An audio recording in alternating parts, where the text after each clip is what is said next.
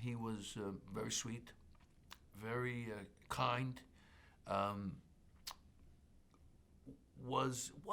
he was? I think people think he was dumb. He was like he wasn't that he was dumb. He only saw like everything at face value. My mother used to say, "You only see it as far as the end of your nose," something like that.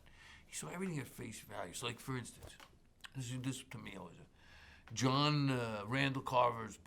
John says to Bobby, we're sitting at the table. He says to Bobby, "My father always said that the greatest lie is a lie to oneself." And Bobby says, "John, George Bernard Shaw said that." And Tony says, "John, your father's George Bernard Shaw?" So he doesn't. That's what his connection is, So everything is face value.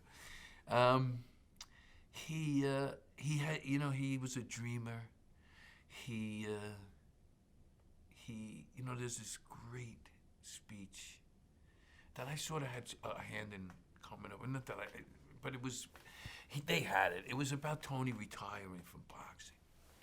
He had a record of 8-24. He'd been knocked out 20 times. I mean, and Bobby says, Tony, you're not that good. And he says, "I know that." He says, "I know that." He said, "But I've had my moments." He said, "There's not a day goes by I don't remember this fight. I threw a 3-punch combination, left, right, left hook. I heard the crowd gasp, and for that moment, I was as great as any of them. I was as great as Muhammad Ali. I was as great as Rocky Marciano.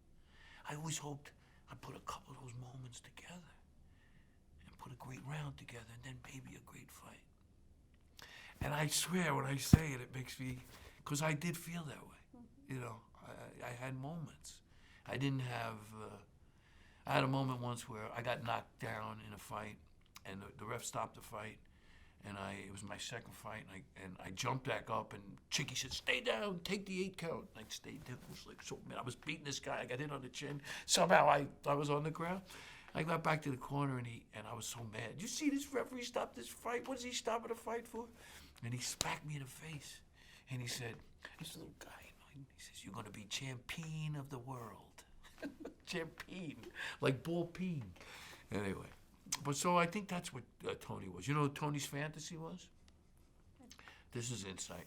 So we did that show, Fantasy Cab, and everybody had a fantasy. Mary Lou's was to be a Broadway star. Tony's, everybody said, "Oh, you want to be champion of the world?" He said, "No, he wanted to be smart. He wanted to." There's a great scene where he picks up Eric Severide, and they start talking, and of course he has very simplistic solutions for the problems of the world. And Severide says to him, "You're a pretty insightful guy. I'd like you to go with me to my meeting." He says, "What meeting is that?" He says, the GOSG meeting, the GSOG meeting." He said, "What's the GSOG, the GOSG meeting?" He goes, "The gathering of smart guys." So that was Tony's dream. So